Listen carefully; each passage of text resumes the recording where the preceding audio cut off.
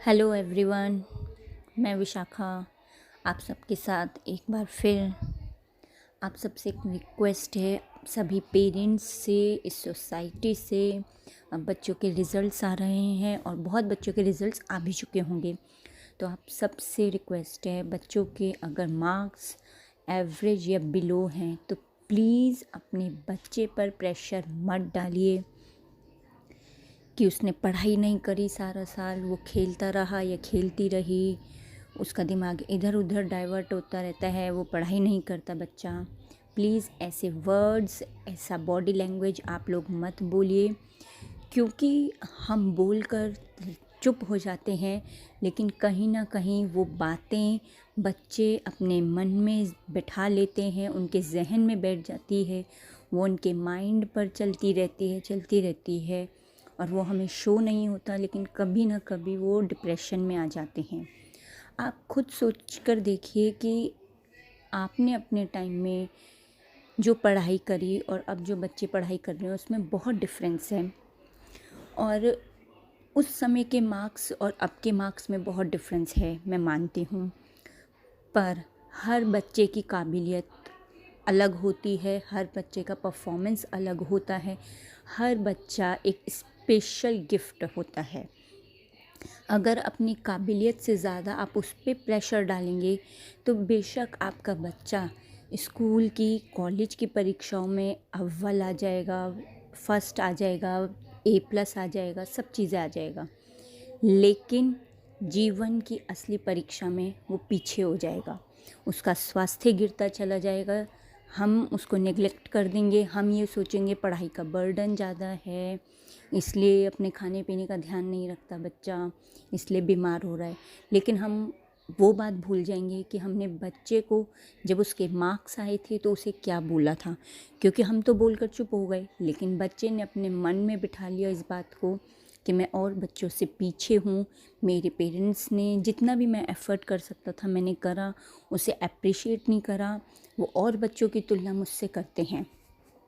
अब आप एक छोटी सी साधारण सी बात देखिए, हम सब एक परिवार में रहते हैं, परिवार में हमारे बड़े भी रहते हैं, हमसे छोटे भी रहते हैं और हमारे बराबर के भी रहते हैं। हर किसी की कैपेबिलिटी अलग होती है।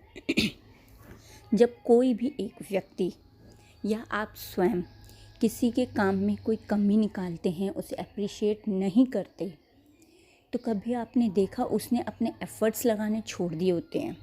ये हमें पता नहीं लगता, लेकिन कुछ साल बाद या उसकी बॉडी लैंग्वेज को हम देखें तो हमें नज़र आने लग जाता है कि उसने अपने एफ़र्ट लगाने छोड़ दिए हैं। क्यों?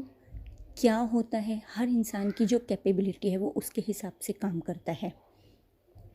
अगर आप उसको अप्रिशिएट उस काम के लिए नहीं करेंगे तो उसको वो डिमोरलाइज़ होता चला जाएगा अंदर ही अंदर, और उसको यही लगेगा कि आपको और की नीड है, आपको जो आप चाहते हैं उससे ज़्यादा चाह की ज़रूरत है आपको, लेकिन हर किसी की ख्वाहिश हर कोई पूरी नहीं कर पाता। ऐसे में कोई भी हो, वो अपने जितना कर सकता था उसको नील करना शुरू कर देता है।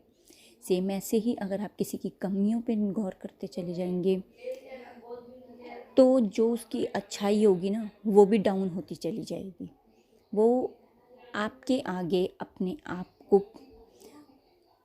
कभी भी शो नहीं करेगा कि वो ये काम कर सकता है, वो आपके उस काम को आपके ऊपर ही छोड़ देगा और वो आप पे डिपेंड होता चला जाएगा। तो प्लीज़ प्लीज़ स्कूल के लिए आप अपने बच्चे को इंडिपेंडेंट बनाइए ताकि वो लाइफ में इंडिपेंडेंट बन सके,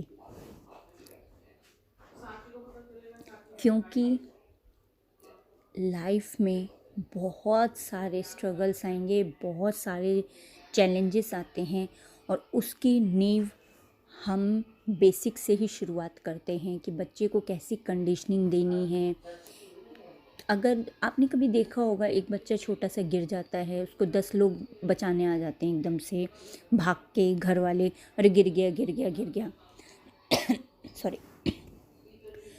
तो आप उस बच्चे को उठने का मौका ही नहीं देते, उसको कभी भी अपने पैरों पे खड़े होने का वो छोटा सा मौका भी नहीं दिया कि नहीं ज़रा सा गिराऊँ उठ जाऊँगा, आपने उसके वो आंसू गिरने ही नहीं दिए।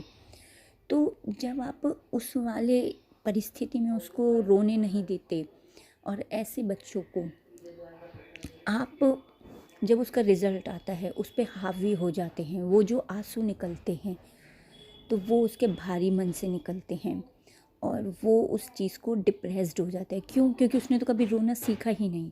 मैं ये नहीं कह रही कि बच्चे को रुलाएं, पर बच्चे को हर चीज़ की एक वैल्यू पता होनी चाहिए। समय से पहले दी गई हुई चीज़ कभी भी बच्चा उसकी वैल्यू को, उसका महत्व को कभी नहीं जान पाएगा। इसलिए प्लीज़ अपने बच्चे को एप्रिशिएट भी करें और अगर मार्क्स कम आ गए हैं तो उसको उसका साथ दें और आगे बढ़ाएं।